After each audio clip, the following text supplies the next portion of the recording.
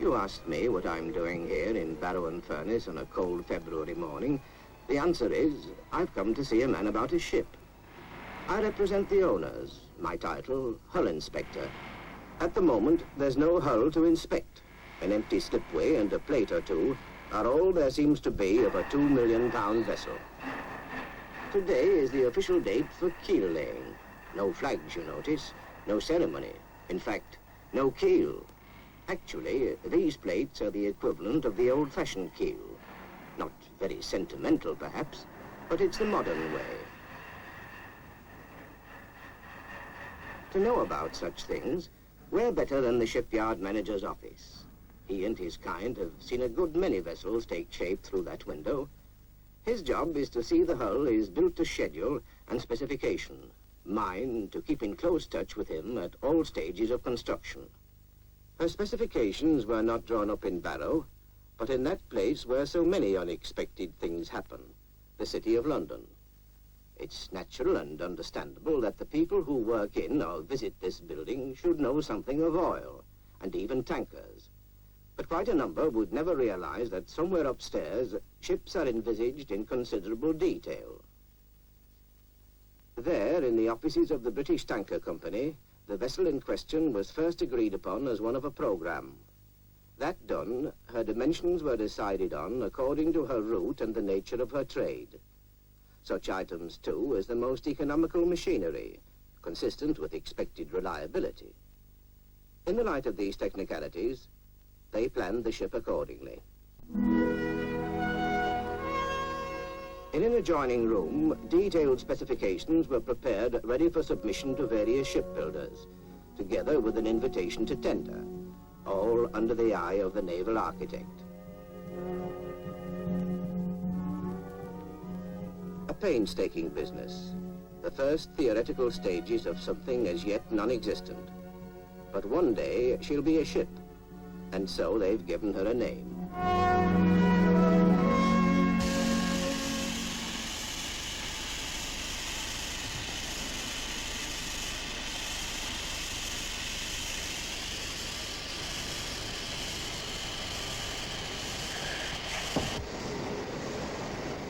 Now, with contracts long agreed, work proceeds. Methods vary according to owners' requirements and the nature of the ship.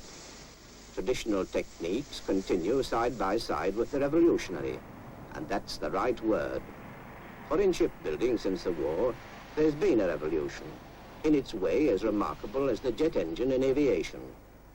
There have been vast changes in construction techniques, so sweeping, in fact, that production processes and rhythms have had a complete overhaul.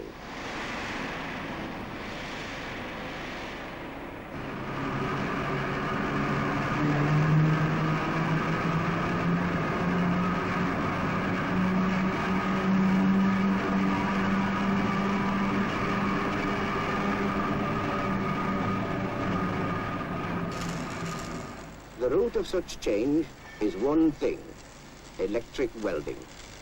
By this process, shipbuilders can prefabricate large sections under cover, ready for assembly as soon as slipways become available. That's how a ship can change her appearance almost hourly.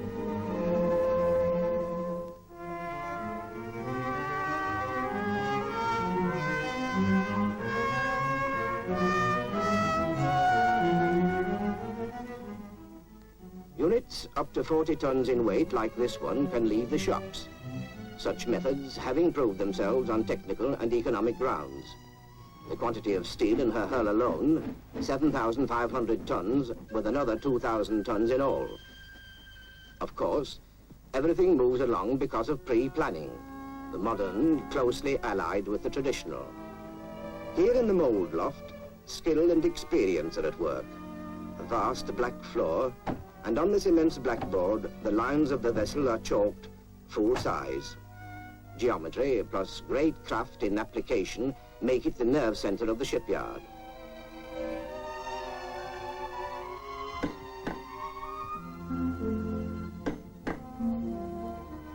From the mould loft goes out a series of patterns, molds and templates, everything that goes into the vessel, from a bulkhead to the plates and curved stringers that run the length of the ship. That's the vital background to what's been going on outside. Wet or fine, the prefabricated sections keep swinging along into position. Incidentally, British Sovereign takes her name from one of the first vessels ever built for the owners. Her keel was laid during World War I. Just a little different in size, though. 32,000 tons compared with 5,800 tons. Her design identical with her sister ships included in the program.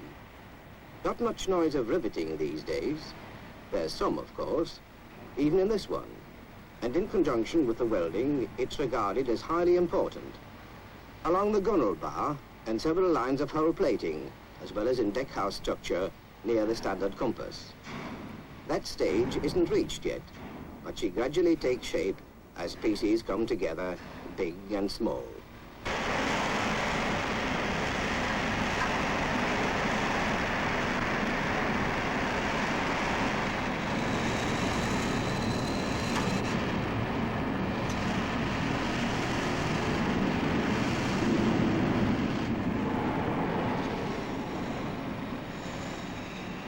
Whether it be squeezing a frame into its appointed shape or the cold rolling of steel plates, precision, sureness, planning.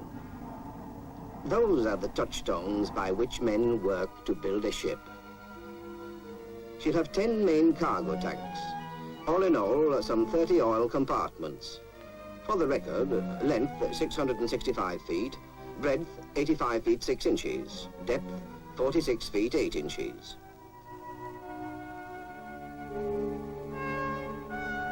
Tankers have their own special problems of design, of course, but any modern ship is a mighty complex piece of engineering, with calculated strains and stresses from the smallest bracket to her prop.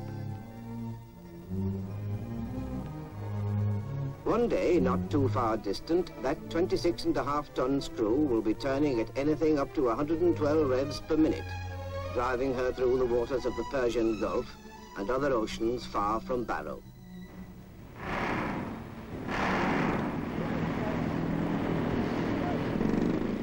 Now, with deck plates on, she's ready for a special kind of test.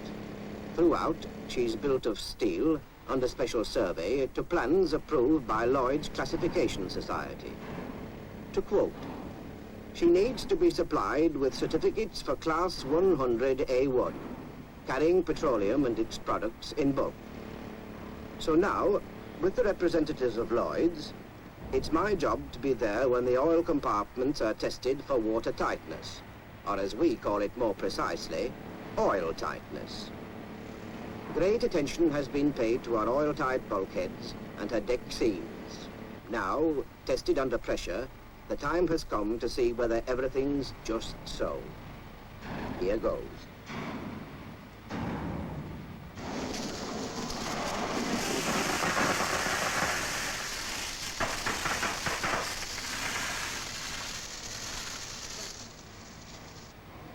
So far, so good. She's up to deck level. But if she's to meet her delivery date, another vital part of her must be keeping pace. Her engines are built here in the shipyard. For the technically minded, she's a single-screw vessel driven by double-reduction geared steam turbines, developing a service power of 12,500 shaft horsepower. If that doesn't much, let's put it this way. These turbines will be capable of driving her at a service speed, loaded, of 15 knots.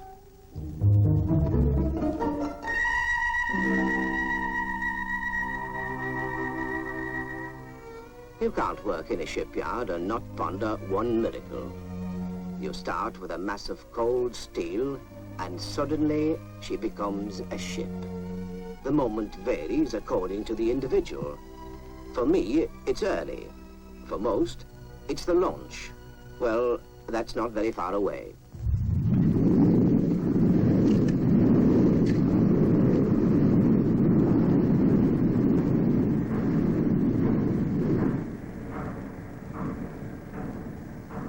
Under her keel, men are busy. Above, there's thousands of tons weight of steel built on the rake. The problem, in precise engineering terms, is how to drop those thousands of tons through a vertical distance of some 40 feet, with great and varying stresses tearing at her at every stage of her first and only journey overland, towards the sea. The shipwrights will have laid fixed tracks of heavy timber, accurately set to the proper gradient, extending well down into the water. Special grease compounds will ease the journey of the sliding ways that carry the cradle built around the ship. You don't really launch a ship with a bottle. You do it by a lot of craft, experience, and plain hard work.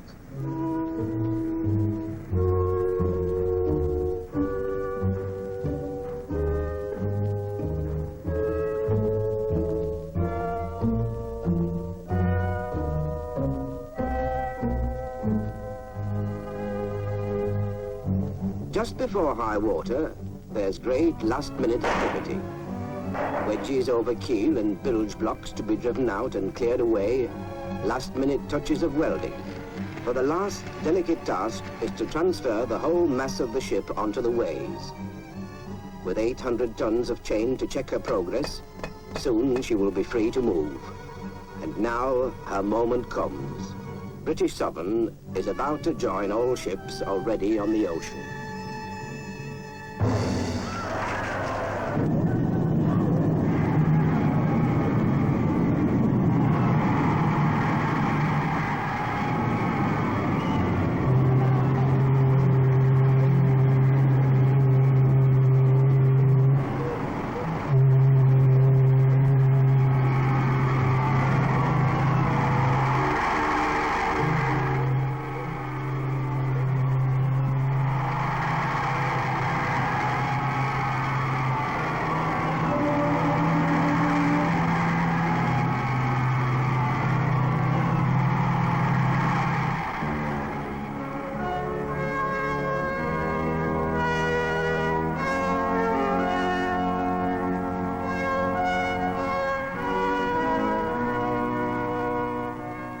Now the business starts of getting her down channel to her fitting out basin.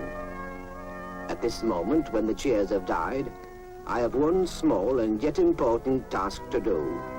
A telegram to be sent to London. At 1:12 p.m., British Southern was safely launched. A lot of confidence and cool experience lies behind the little word safely. As long as those who work with ships include that word, no man will take a launching quite for granted.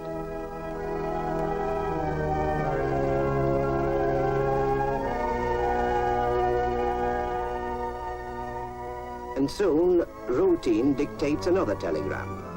At 2:15 p.m., British Southern was safely berthed. That one, too, I can soon dispatch, for those responsible have done it. About this time in her history, you'll see another man upon the quay. Not her captain, her chief engineer-to-be. Without mincing words, he'd tell you that a hull without engines is for him a meaningless thing. And you'd gather forcefully something you tended to know before. Namely, that engines are very, very important. And he'll inform you, on the slightest provocation, that engines are not something you order overnight like a pound of margarine.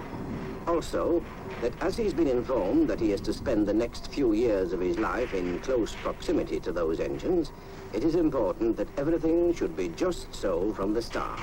For him, she's not a project, but a place of work and a second home, afloat.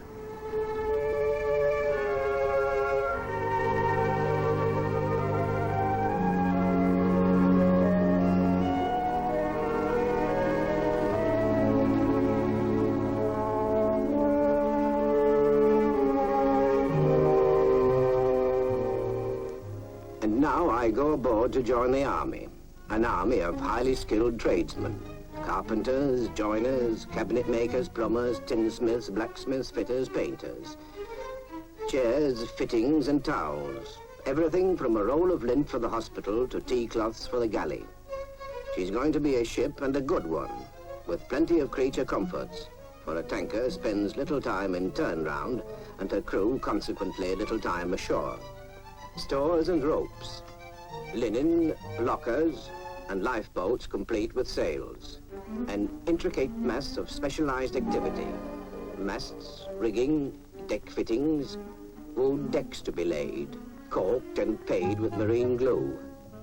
Our watertight doors to be tested.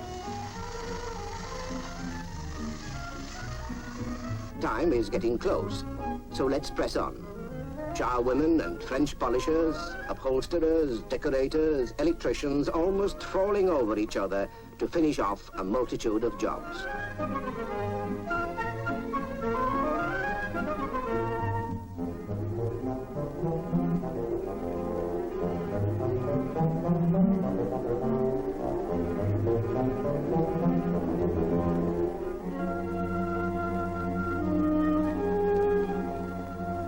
Now, indeed, she can call herself a ship. She's met her master. That's not just a sailor's joke, it's a fact, or will be soon. £2 million worth of brains and achievement are going to be placed in his hands. On him lies the final responsibility for her care and safety. This is his command. One thing remains. What of her engines? Here too, great activity, much final deliberation.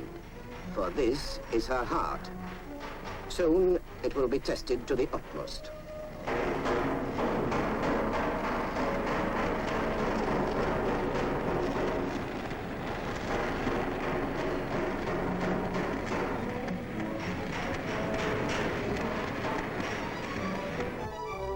The compasses, gyro compasses of the latest type, also to be tested at sea and adjustment made if necessary. In addition, she'll have radar, wireless equipment, and direction finder and very high-frequency telephone. On her bridge stands the man who technically is not yet her captain. As yet, she belongs to the builders. Only at the end of her trials will she be handed over. It looks like chaos, but it's not. It looks hopeless, but it never is. There's a date fixed for her trials, and these last few days are never any different. She'll be finished from the top of her funnel to every piece of piping on her deck. Down to her life buoys. She'll soon be ready for sea.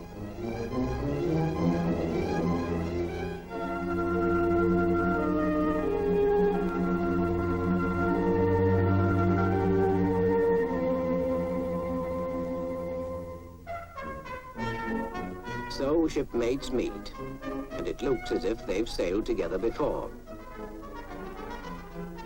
She'll have 10 engineer officers, 4 deck officers under the master.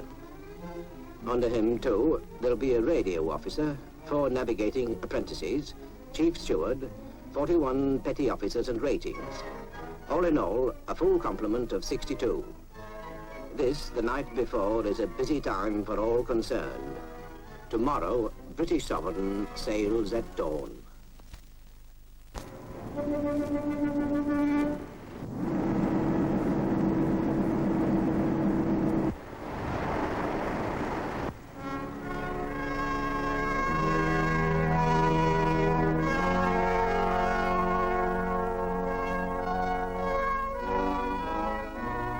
She's heading first for Belfast and then the Clyde and the measured mile.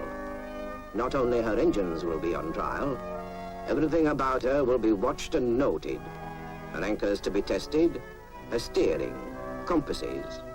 On her bridge, pilot and shipyard representatives work side by side. She's ready for her anchor trials.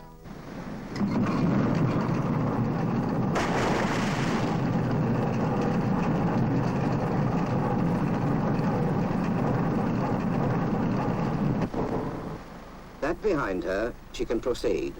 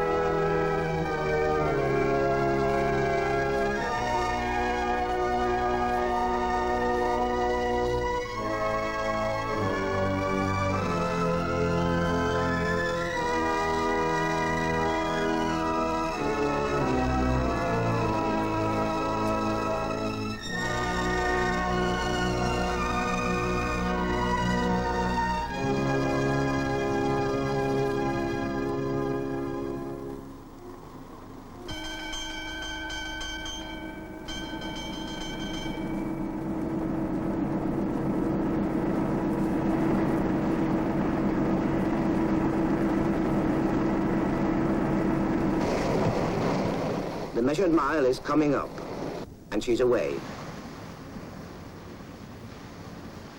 On the shore are 2 white posts that mark the measured mile. So let's wish her luck.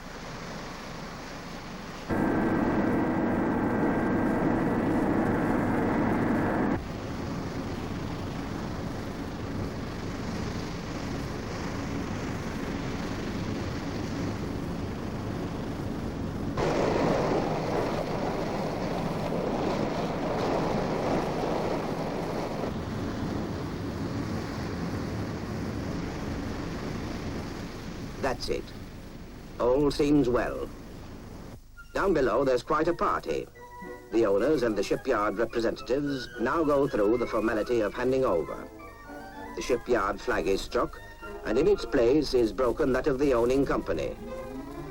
British Sovereign, approved and tested, is a ship in every meaning of the word.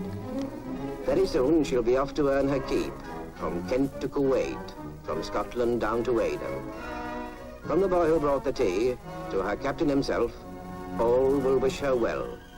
You can't help it with a ship, for she's a brave and lively thing.